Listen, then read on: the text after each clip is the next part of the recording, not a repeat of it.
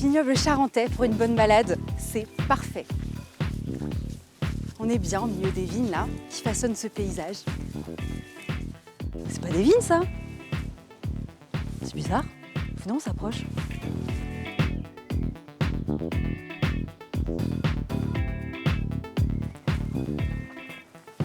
Excuse-moi, qu'est-ce que c'est que cet arbuste? Alors ça, c'est un genévrier. Ça nous sert à produire les baies de genévrier que tu peux voir ici, qui sont noires. Qu'est-ce que tu fais de ces petites baies là?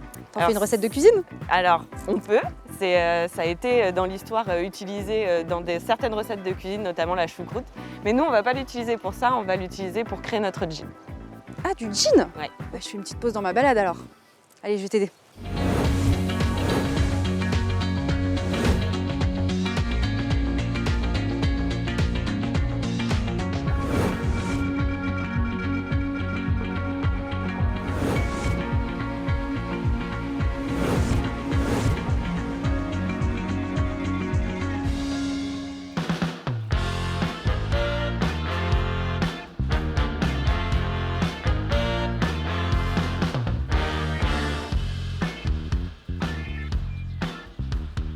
Vous l'avez compris, aujourd'hui, on va faire un pas de côté en distillant du gin au pays du cognac.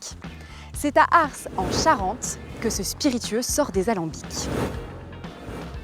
Pour être honnête, le gin, j'y connais pas grand-chose, alors je compte bien en profiter. D'abord, je vais bombarder Fanny de questions, et ensuite je vais essayer de me négocier une petite place dans la distillerie. Et puis qui sait, peut-être qu'à la fin de la journée, j'aurai un cocktail ou une recette à vous partager. Allez, en route!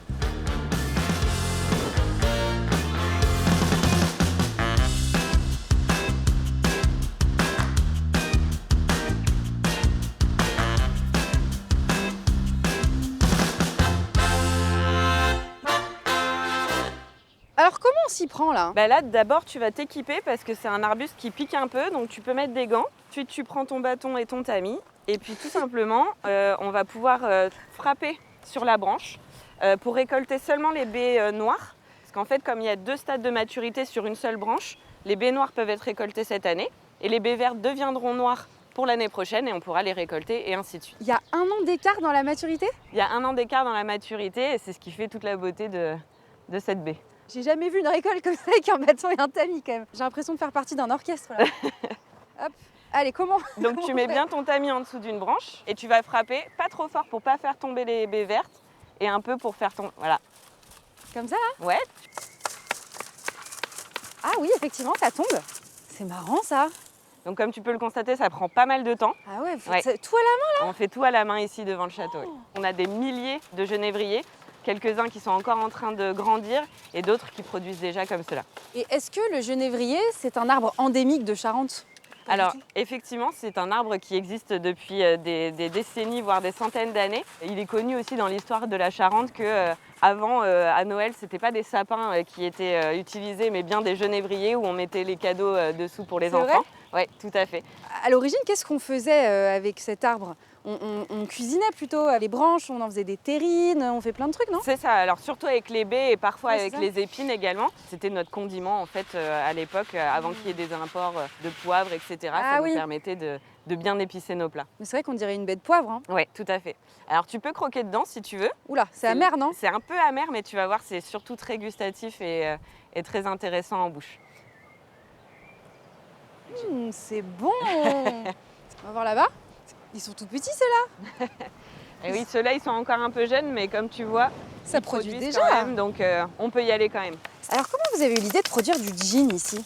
Tout simplement, de base, on était une entreprise de cognac. Le propriétaire de la maison, Alexandre Gabriel, a eu l'idée d'utiliser les alambics qui dormaient pendant toute une partie de l'année, pendant 6 mois, pour créer le premier gin avec des méthodes artisanales de production. Et donc c'est comme ça que tout ça est né. Pour moi, le gin, ça vient d'Angleterre, non? De Londres? Ça a été popularisé, je dirais, effectivement par les Anglais. Donc on a souvent l'impression que Oui, ça vient d'Angleterre, mais de base c'est originaire des Pays-Bas. Donc du coup, pour faire un bon gin, l'ingrédient principal, c'est la baie de genièvre. C'est ça. Mais on a quoi d'autre comme ingrédient? Nous particulièrement, on en a plein. Ce qui est intéressant dans le gin, c'est qu'on peut être assez créatif. C'est vraiment comme créer un parfum. Et donc du coup, je vais pouvoir te montrer ça un peu plus loin si tu veux. C'est vrai? Ouais. Eh ben on y va alors. Allez.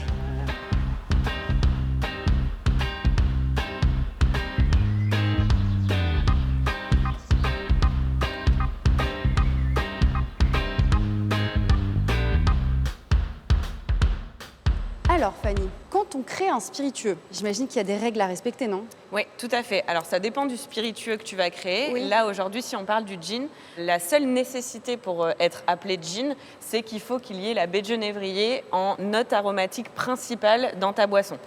Ok. Donc, avec les 19 botaniques que l'on utilise, Ah oui, donc il y a 19 ingrédients en tout. ouais, chacun d'entre eux a vraiment un rôle. Là, je reconnais, ça c'est de la cardamome, ça. Oui, bien vu, Ça c'est de la noix de muscade. c'est ça. Alors ça, là, c'est des graines de fenouil. peut-être que si Non, tu c'est sens... du cumin, c'est du cumin. Ouais, c'est du cumin. Graines de cumin. C'est ça. Ok.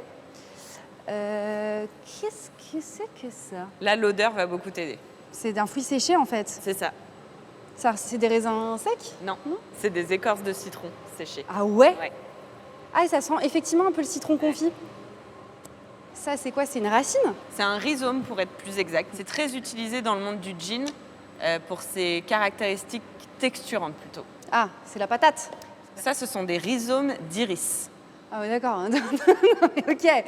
Là, jamais je reconnais ça. Et en fait, on a créé le gin comme un parfum. Quand un parfumeur crée un parfum, il y a des notes de fond et c'est là où toutes les racines et les texturants comme la graine de tournesol également qui apporte ce côté un petit peu huileux va nous permettre en fait de d'émuler encore plus ces notes de cœur et ces notes de tête. Ça me donne envie de sentir là. Ouais. Et donc du coup, voici un petit verre de notre gin original, l'essence même de tout notre travail. Ouais, donc je vois qu'effectivement la texture est un petit peu sirupeuse. Bon, la baie de Genièvre, c'est vraiment le premier né, on l'a tout de suite. Et les agrumes aussi, effectivement. Il est très complexe, mais il est très gourmand aussi. Et surtout, là, tu me parles et tu as encore normalement Ah ouais. toute la longueur en bouche. Et Ouais. c'est vraiment ça. Et il y a plein de petites saveurs qui se déploient au c'est fur et ça, à mesure. Au fur et à mesure. J'ai déjà goûté un gin et on m'avait dit que on assemblait différents distillats. Est-ce que vous faites pareil ou vous mélangez tout avant de distiller? Alors, il y a plusieurs manières de faire un gin. Nous, ce qu'on fait, c'est une infusion progressive. Tous ces botaniques sont macérés au même endroit, dans le même alcool, dans la même cuve, mais à différents temps de macération et taux d'alcool. Ok. On a observé que chaque botanique avait son taux d'alcool de macération favori pour extraire le profil aromatique que nous, on recherche. C'est-à-dire que lorsqu'on va utiliser une baie de genévrier ou un agrume ou une épice, on ne va pas les macérer au même taux d'alcool. Ensuite, on ne va pas non plus les laisser au même temps de macération. Par Ok. exemple, un botanique type le cornichon, si on le laisse trop longtemps dans un taux d'alcool trop fort, il Ok. peut cuire et il peut donner des arômes notes, qui... ouais, ouais. pas désirables. quoi. Exactement, Ok. qu'on ne cherche pas. Alors, du coup, pour la macération et la distillation, c'est Quentin qui s'occupe de ça. Je vais te laisser entre ses mains. Allez, on y va.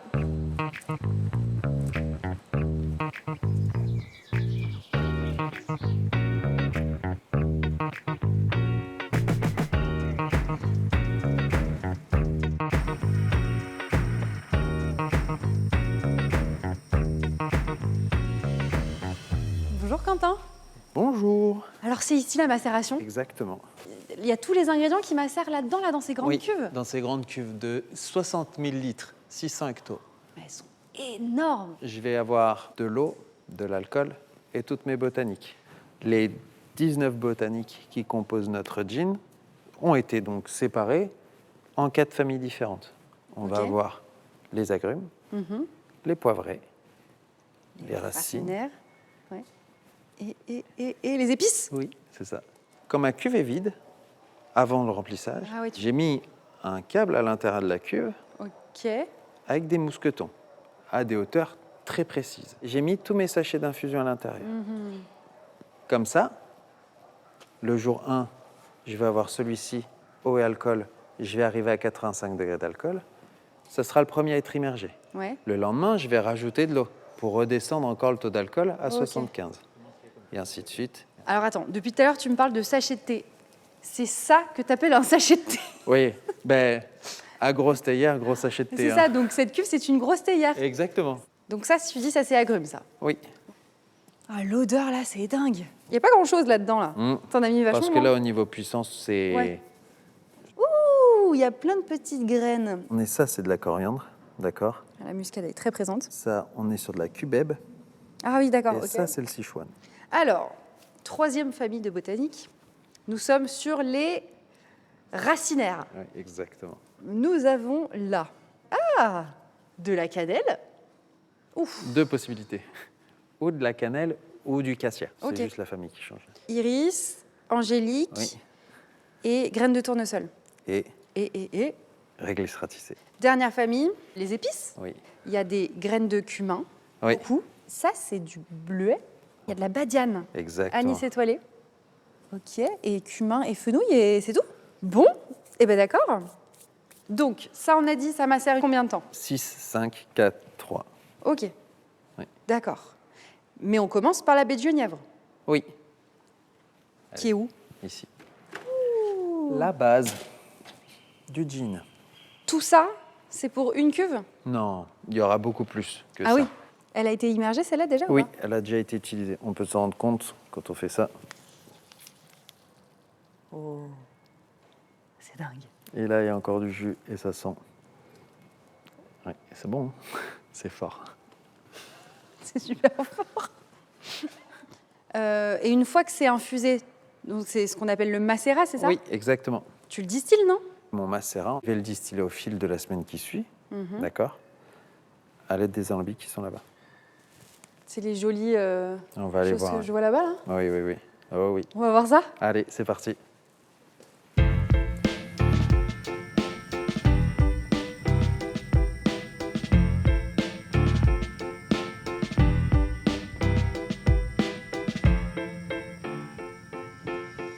C'est magnifique cet endroit-là. Bienvenue dans la distillerie Cathédrale. Ils sont énormes ces alambics, c'est incroyable, non? C'est le plus gros, ça? Oui, c'est notre plus gros. C'est ton préféré ou pas? Oui, oui, oui. Ça, c'est ma locomotive à moi. Elle met du temps à chauffer, elle met du temps à avancer, mais une fois que c'est chaud, ça coule tout seul.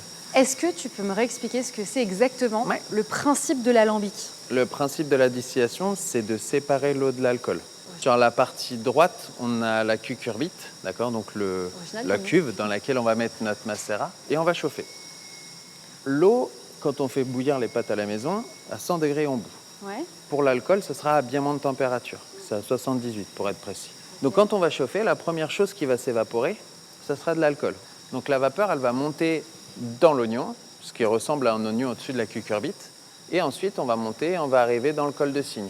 Dans le col de cygne, comme on est beaucoup moins chaud que dans la cuve, eh bien, on va commencer à condenser. Et les vapeurs vont se liquéfier et recondenser progressivement.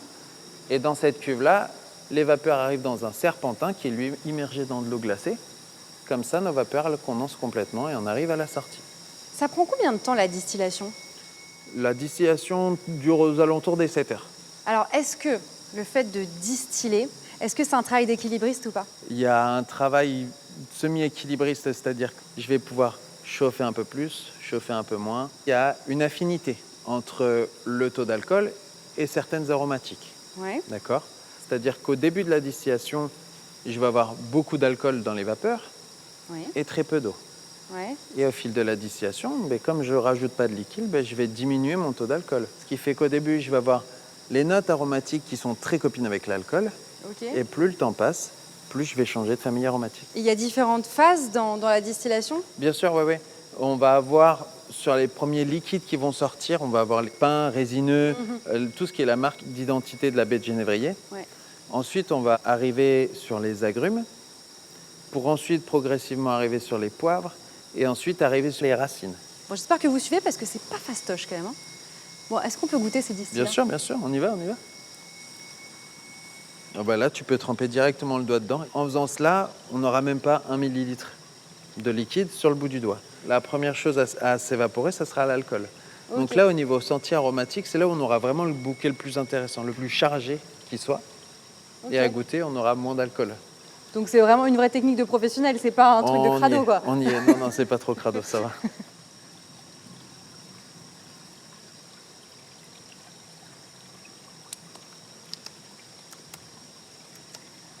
On grimace pas, ça veut dire qu'il n'y a pas trop d'alcool, Non. ça va? Ouais. Non, non, c'est très doux. Ouais. Franchement, ça m'a pas du tout agressé, tu vois. Et effectivement, t'as pas mal d'aromatiques qui se déploient là. Et comment tu arrives à suivre en fait la transition entre chaque? Au début, c'était extrêmement compliqué, faut se l'avouer. J'en ai pas mal bavé. Donc j'avais des verres caractéristiques que je traînais toute la journée avec moi et ça me permettait de faire la jonction entre les différentes familles. Maintenant, j'arrive à savoir, en fonction de l'heure et en fonction du taux d'alcool de sortie, ok, on en est à peu près à ce niveau-là, on en est à peu près à ce niveau-là. Tu t'éclates ou pas? Ouais, franchement, c'est la folie. C'est vrai? C'est de la T'adores? folie. Ah oui, ouais. Le fait de se Génial. dire que c'est de la grosse cuisine, Ouais, avec des grosses marmites. avec de la Ah ouais, grosse ouais. marmite, et qu'aussi au niveau liberté, on est sur du produit qui se goûte, produit qui se sent. Ça sent pas forcément ce que ça goûte, et des fois ça sent ce que ça goûte. Enfin, Ouais. c'est la folie, c'est la Ouais, magie. tu composes tous les jours. Ben oui. D'ailleurs, en parlant de composer, il y a Sylvain là-bas qui va composer avec toi vis-à-vis du gin. Tu vas travailler tes papilles très fort. Bon, eh ben, je vais aller voir ça alors. Avec plaisir. Merci Quentin. À plus.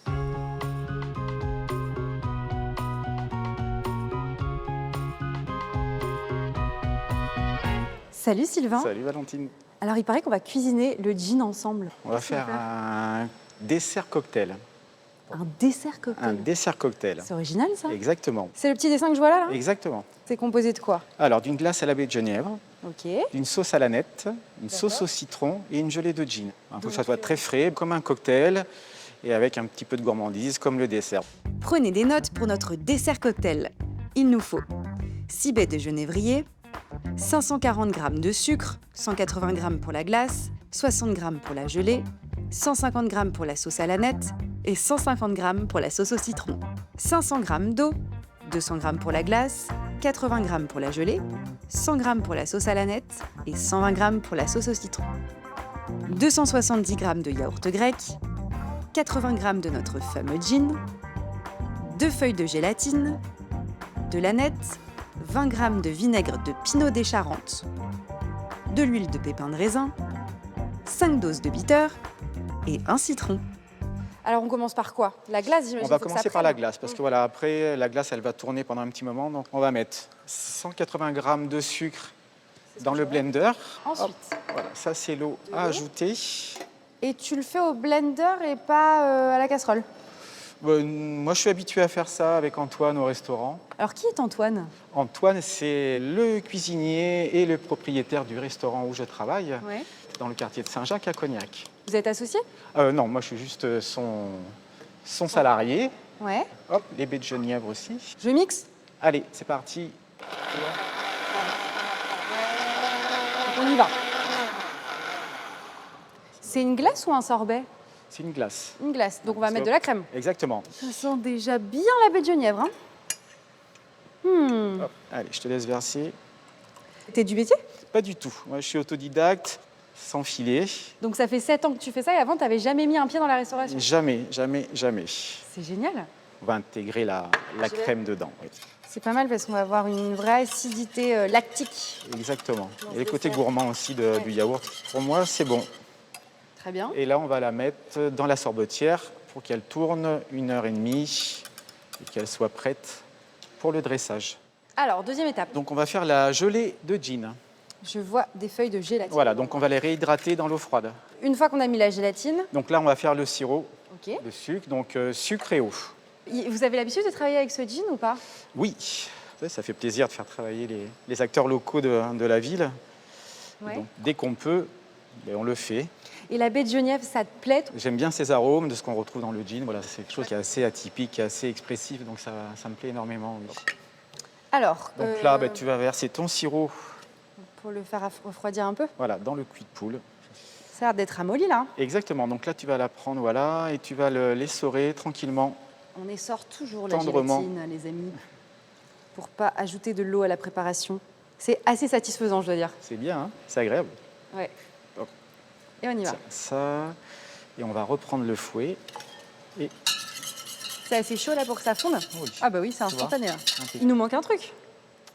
le gin. Exactement. Allez, vas-y. Ah oui, on en met quand même. Ah, quand même, c'est un cocktail. Ça sent bon. Ah, ça sent bon. Ça va être comme un petit bonbon pour les adultes. Ouais, voilà. Voilà.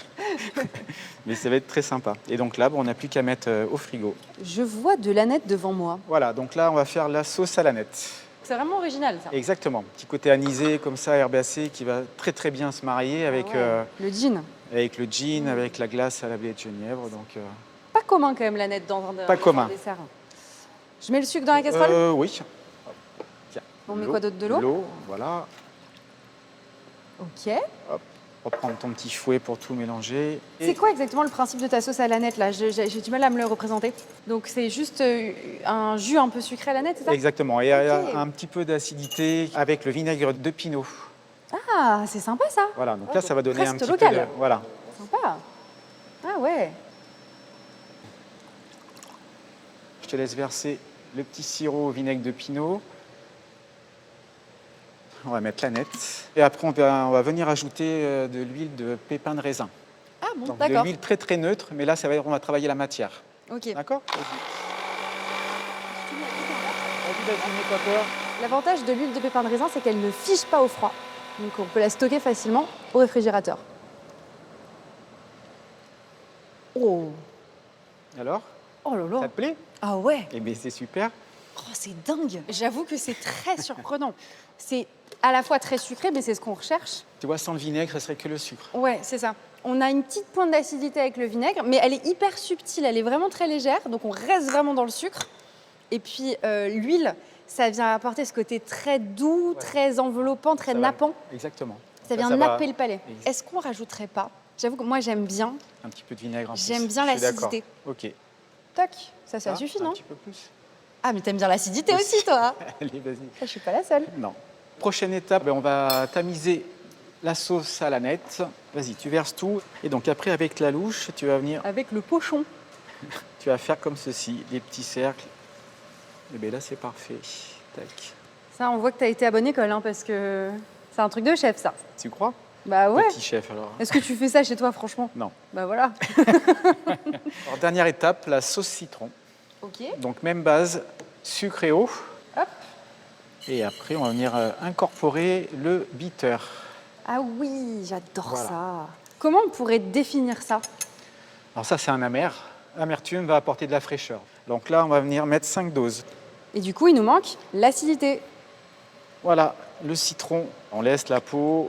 Et On oui. ne va pas juste le jus, la peau va être très important encore une fois au niveau de l'amertume. Et l'aromatique qui apporte le zeste aussi. Exactement. Donc là, on va mettre tout ça dans le blender. J'ai trop hâte de voir la texture.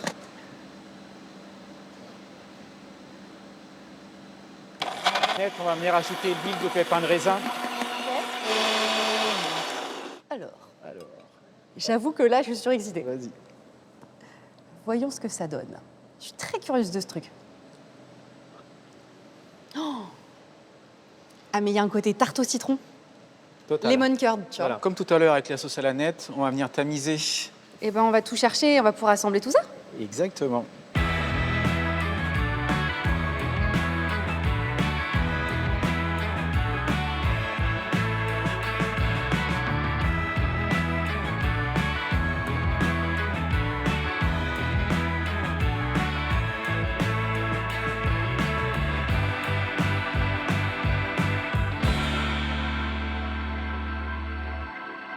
Messieurs, dames, je vous présente le cocktail dessert de Sylvain. Ça a l'air super bon. Alors, raconte un petit peu ce qu'il y a dedans. Alors, on va avoir une crème citron, crème à l'aneth, gelée de gin et une glace au genièvre. Visuellement, c'est magnifique le mélange des couleurs. En plus, la petite gelée qui est un peu transparente, on dirait des glaçons, les glaçons du exactement. cocktail. Moi, au niveau des couleurs, ça amène un peps avec le côté brillant de la gelée qui va avec. On a vraiment hâte de goûter ça. Moi, j'ai goûté tout séparément, mais j'ai hâte de voir le mélange de Ok. tout ça.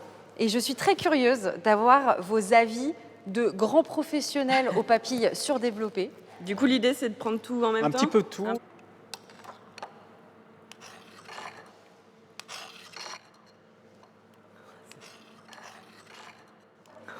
Folie. C'est délicieux. Il y a tout qui J'avoue que s'équilibre ça bien. tue. Ça tue. C'est exceptionnel. J'ai la douceur de la nette, l'uppercut au niveau de la bouche, de la gelée, et la longueur derrière sur la genièvre, c'est... Et le vinaigre de pinot dans la sauce d'aneth qui donne un petit peu d'acidité. D'acidité, ouais, Ça c'est fait ça. saliver Ça un rend petit peu. digeste. En fait, c'est vraiment comme un cocktail. On a tout l'équilibre entre l'acidité, la sucrosité. Il y a le peps de l'alcool aussi qui est là, hein, parce que voilà, dans la gelée, on se sent bien. Tant mieux si C'est génial. vous appréciez. Ouais, vraiment. Est-ce que vous aviez déjà goûté un cocktail dessert? Jamais. C'est la première fois. Mais on n'est pas déçus. Moi, ce que je trouve très intelligent, c'est qu'effectivement, bon, c'est très rigolo d'avoir reproduit les glaçons avec cette gelée, Et de ne pas avoir trop transformé le goût du gin, en fait, pour qu'on le retrouve vraiment. Même à l'aveugle, je pense qu'on pourrait reconnaître encore une fois notre gin, donc c'est magnifique, franchement. Est-ce qu'on a le droit de trinquer avec un cocktail dessert ou pas? Ça marche ou pas? Allez, santé à vous. Santé.